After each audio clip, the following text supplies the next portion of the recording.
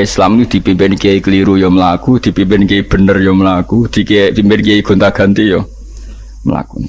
Teng TV sering ono berita ustad sodomi, ustad ngene-ngene. Wong ya ora terus gedeng Islam, ya nyalahno ustad iku. Ya ono Islam dibajak, ekstremis ya muni Islam, sekuler ya muni Islam, liberal ya muni Islam. Ya Islam ya baik-baik saja. Ora ono masalah kan, biasa mawon.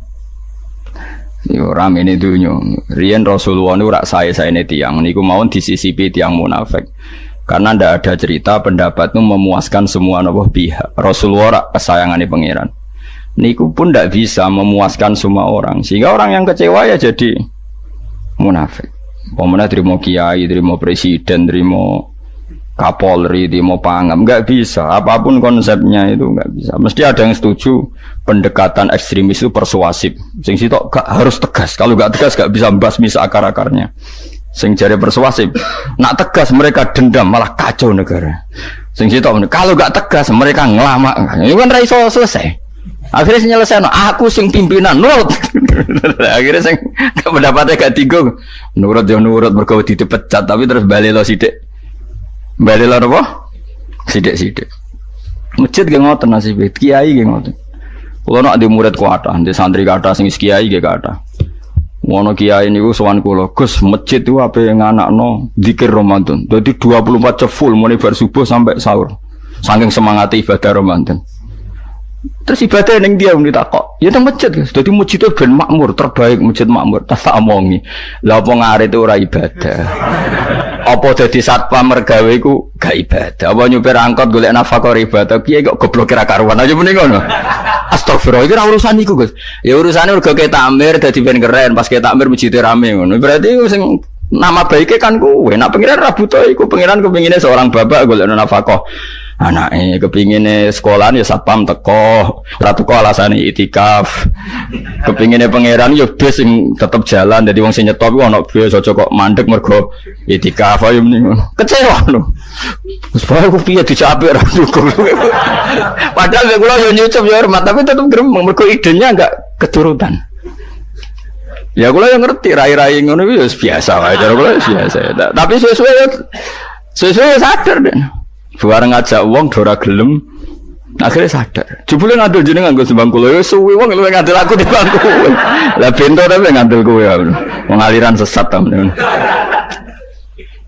Ya masjid itu anggere sono salat jamaah iku ya wis rame cara pangeran. Ora perlu rame banget.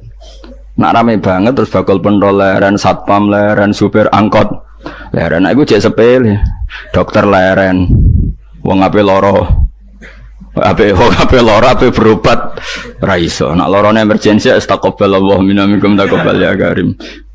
Ajane semburu leren maling leren, copet leren, iku apik nek iso ngumpul iku. Makanya ngaji iku ambek wong alim kan, karena orang alim tuh yang tahu duduk perkaranya agama. Seorang lagi yang tahu duduk perkaranya agama. Nabi itu kalau ngendikan tuh sampai sahabat tuh gak bisa menampung. Kadang menyebut kebaikan satu majelis sampai 63 sampai 70. Misalnya Nabi ngendikan al-imanu bid'un wasituna bid'ah. Iman tuh ada 63. Terus nyebut terus. Pertama ngendikan a'la la ilaha illallah, tertinggi adalah kalimat tauhid. Wa adnaha imatatul adza anit thariq, terendah adalah menyingkirkan hal-hal yang mengganggu yang apa? Mukmin atau mengganggu jalan. Terus ngendikan seperti itu. Sehingga pernah suatu saat Rasulullah itu ngaji di masjid. Rasulullah itu ngaji di masjid. Nabi kalau ngaji di masjid memang di teras jadi terbuka. Terus ada pemuda santai dengan santainya nggo pacul, ngliwati Nabi ngaji diliwati. Nggo pacul ya santai. Singkat cerita semua sahabat itu mencibiri. Celaka betul pemuda itu, ada Rasulullah ngaji tidak ikut tapi dia berlalu saja bawa cangkulnya. Kata Nabi, kamu jangan komentar demikian. Jika dia kerja menafkahi ibunya yang lemah atau anaknya yang lemah, dia juga ibadah dan itu juga sunnahku. Akhirnya sahabat mereka sadar. Jadi untuk meramaikan Islam itu tidak harus semuanya ngaji di masjid. Yang ngapain kerja ya ben kerja. Yang penting orang ada di germo, orang pengedar narkoba. Nah, itu orang kerja, kang perusakan. Jadi sebetulnya orang tuh nggak bisa mengatakan kerja mau pengedar narkoba itu ndak. Pengrusakan tuh namanya. Tapi kayak adol pentol terus hal-hal yang halal itu namanya apa? Kerja. Dan kerja itu ibadah. efek dari perikiran ulama yang seperti ini, akhirnya masjid daerah ulama itu sepi-sepi. Mergo ngomong ngono terus wong wae nak ngono ora perlu ning masjid. Lah iku kesimpulane sing salah. Kok terus kesimpulane nak ngono ora perlu ning masjid bar saiki. Maksudnya orang ngono sing di aktivitas nggih monggo. Nek sing ada aktivitas timbang turu ning omah kene aduk ibadah ning masjid atau jatuh turu ning masjid. Nah, akhirnya daerah-daerah tertentu yang akeh ulama mesti masjidnya sepi, tak jamin. Jajal gitu loh nih Rembang. Oh tambah sepi, karena ulama cara berpikir, jong kerja ya, ibadah ngernet ya, ibadah mulang ya ibadah. Akhirnya orang masjid itu pas tarawih. Iku gue golek sing cepet. Tapi kunane kuno, Nabi sekalipun itu yang namanya orang yang mendengar, tetap ada yang menolak. Konsep perang di luar kota itu kan secara teori militer itu rasional. Bikin kontak ya rasional. Tapi orang yang berpendapat tadi, ya Rasulullah kita di rumah saja, itu ya gelo. Kayak tadi orang yang ingin memakmurkan masjid kemudian kan saya seperti itu ya gelo. Kalau pikiran saya, suatu saat dia sadar, intinya sadar, terus sowan saya sadar. Karena ya muridnya ada murid beda angkatan ya, dia semi-semi teman sama saya. Tak omong ngene, cong kowe nak pancen seneng masjid tenan, masjid itu sudah jadi problem bagi umat. Misalnya gini, ojo sampai kenapa ora nyupir angkot demi nak mirno masjid, kenapa ora tugas satpam demi makmurno masjid. Berarti masjid ini menjadi problem penghalang dari sistem sosial ekonomi. Kowe seneng masjid darani problem, kowe seneng masjid dianggap kambing hitam. Ya sudah, sholat jamaah saja, sholat jamaah di masjid. Terus yang nganggur-nganggur ya ke masjid. Tapi kalau yang sibuk ya monggo, asal itu halal ya ibadah. Ketika Nabi setiap aktivitas muslim asal halal itu apa? Ibadah. Makanya kita harus. Nah, tapi kan pendapat seperti ini itu kan kadang dibantah juga. Tapi ke Ramadan Gus tahun pisah, nosok ngejinan rasa setuju.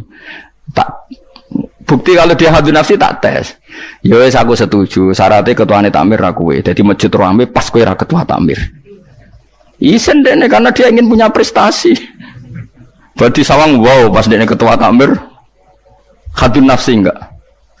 Hadun nafsi pasti dia itu cari. Ya jajal pengajian sing gede-gede. Mergo pengurus takmire kok pengen pas era dene tau pengajian geden. Pas gak pengurus takmir terus ana pengajian geden. Lah opo rame-rame bareng. Padahal orangnya sama. Nah itu ulama itu tukang ngomong seperti itu. Mungkin menyakitkan, tapi ulama itu terus ngomong seperti itu. Supaya agama ini dibawa berdasar ikhlas, bukan hadzun nafsi. Bukan kepentingan pribadi.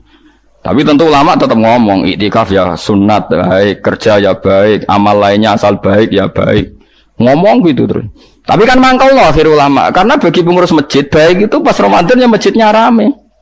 Bagi yayasan yatim piatu amal ape ya dikekno yayasan yatim piatu. Bagi KBIH, bagi travel amal ape ya umroh. Ya ora. Jadi tenan kula raguyan. Mana mungkin travel umroh dalil kowe nek ndek dhuwit luwih kekno cah yatim kekno masjid gak payu travel.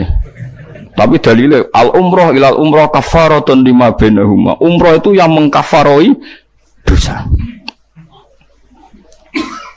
Jadi dan itu kersane Allah, orang macam-macam pikirannya kersane Allah dan baik-baik saja. Dunia diokal-akali ini ya baik-baik saja. Allah ya tenang aja tetap sugih.